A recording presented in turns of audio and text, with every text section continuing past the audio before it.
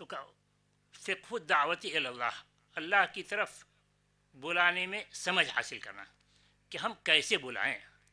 فقہ دعوت میں داخل ہو گیا گویا کہ اس بات کو جاننا کہ کون دعوت دے، کس کو دعوت دے، کس بات کی دعوت دے. یہ سب فقہ میں داخل کہ کون دعوت دے، کس کو دعوت دے، کس بات کی دعوت دے، کیسے دعوت دے. تو علماء نے دعوت کے ارکان 4 بتائے ہیں کہ دعوت کے ارکان 4 ہیں. سب سے پہلا تو داعی، کہ دعوت دینے والا کون ہو. تو کہا دعوت اللہ کی سے شروع ہوئی اور رسول کے ذریعے سے اس امت تک کو حکم دیا گیا، قل ھذی سبیلی ادعو الی اللہ علی بصیرۃ انا ومن اتبعنی، انا ومن اتبعنی کی سارے مسلمان دعوت دیں، سارے مسلمان دعوت دیں. اب یہ دعوت سارے مسلمان دعوت دیں اسلام کی، تو یہ فرض عین ہے یا فرض کفایہ؟ یعنی ہر مومن پر فردن فردن اسلام کی دعوت دینا فرض ہے کیا؟ یا یہ کہ فرض کفایہ ہے کہ چند مسلمان کریں تو دوسروں سے یہ فریضہ ساقط ہو جائے گا؟ اس سلسلے میں علماء کا اختلاف چلا رہا ہے بہت قدیم سے.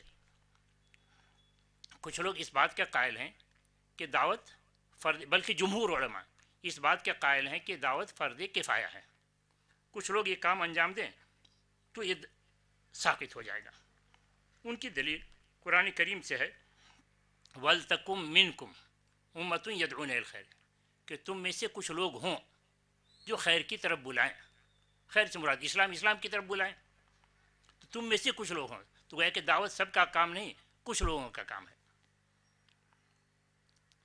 عقلی دلیل بھی وہ دیتے ہیں، عقلاً بھی دعوت کے لیے علم چاہیے اور ہر انسان عالم نہیں، اس لیے دعوت ہر انسان پر، ہر مسلمان پر فرض نہیں. ہر مسلمان عالم نہیں تو دعوت ہر مسلمان پر فرض نہیں. اس طریقے سے دعوت.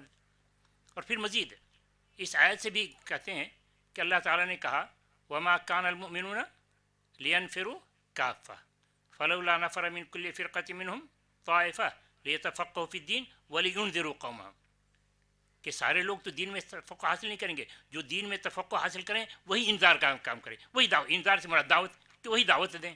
تو یہ کام سارے مسلمانوں کا نہیں، علماء حضرات کا، اور وہ بھی علماء میں سب کا نہیں، کچھ لوگوں کا. وَلْتَكُن مِّنْهُمْ، یہ کچھ لوگ، جمہور علماء کی رائے یہی ہے. مگر جمہور علماء کی رائے کے مطابق بھی فرض کفایہ بسا اوقات فرض عین میں تبدیل ہو جاتا ہے. کب فرض کفایہ فرض عین میں تبدیل ہو جاتا ہے؟ جبکہ جن میں کام کرنا ہے ان کی تعداد بڑی، کام کرنے والے لوگ کم. جب تک سارے لوگ اس میں نہ نکلیں وہ کام نہیں انجام پاتا. ایسی صورت میں وہ فرض کفایہ فرض عین میں تبدیل ہوتا ہے، سارے لوگوں کو کرنا پڑتا ہے. اب اس کی تطبیق اگر یہاں دیکھیں ہندوستان میں، تو مسلمانوں کی تعداد کم، غیر مسلموں کی تعداد بہت زیادہ، اور شاید یہ کام اس وقت تک پورا نہ ہو پائے جب تک کہ سارے مسلمان اس میدان میں نہ اتریں. مگر اشکال رہے گا کہ سارے مسلمان کیسے اس میدان میں اتریں گے؟ سارے مسلمان اس میدان میں کیسے اتریں گے جبکہ ان کے پاس علم نہیں، ان کے پاس تجربہ نہیں. کہ علم بھی چاہیے، مہارت چاہیے، تجربہ چاہیے.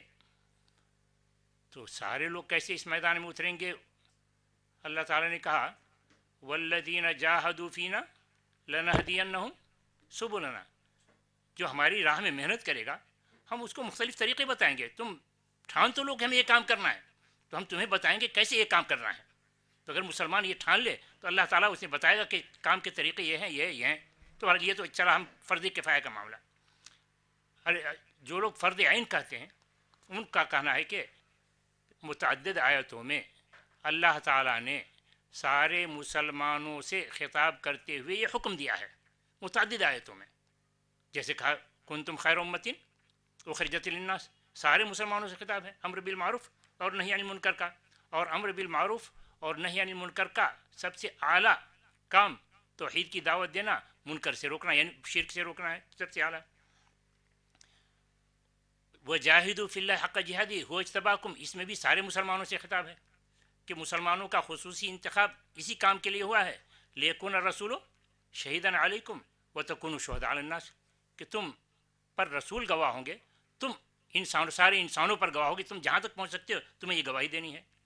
تیسری آیت کذالک جعلناکم امۃ وسطا، یہاں بھی اس آیت میں ساری امت سے خطاب ہے. اور وما کان المؤمنون، نہیں، قل هذه سبیلی ادعو الی اللہ علی بصیرۃ انا ومن اتبعنی، انا ومن اتبعنی میں سارے متبعین کو یہ کہا گیا ہے، جس سے معلوم ہوا کہ یہ کام تو سارے مسلمانوں کے کرنے کا ہے. ہاں، ہر مسلمان پر اس کی فرضیت یکساں نہیں، برابر نہیں. تو عالم کے کرنے کا کچھ اور کام ہوگا. جو عالم نہیں ہے، عالم سے مراد جو علم دین میں پختگی نہیں رکھتے، تو ان کو جو علم حاصل ہے اسی کے مطابق وہ کام کرے گا.